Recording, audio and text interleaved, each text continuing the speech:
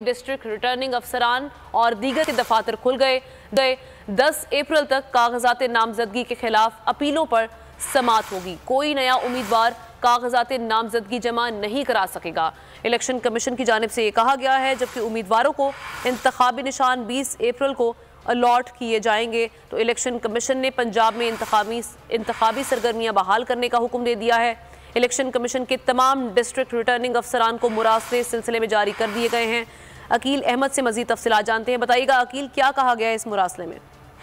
Election commission की जानिब से जो पंजाब में इंतखाबी जो सरगर्मियां हैं उनको फौरी तौर पर बहाल कर दिया गया है। इस हवाले से इलेक्शन कमीशन की जानिब से आज पंजाब के तमाम रिटर्निंग अफसरान को मरासले जारी किए गए हैं और उनको कहा गया है कि जहां से इंतखाबी अमल रोका गया था वहीं से दोबारा फौरी तौर पर शुरू किया जाए।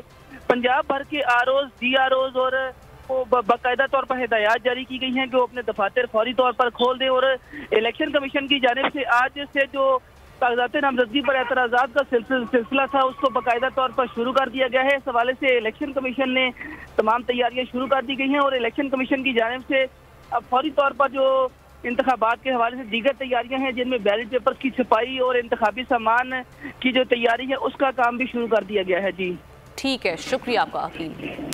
और पंजाब में इलेक्शन अदालती अफसरान के जरिए कराने के लिए मुरासला जारी कर दिया गया है। सरबराह जुडिशल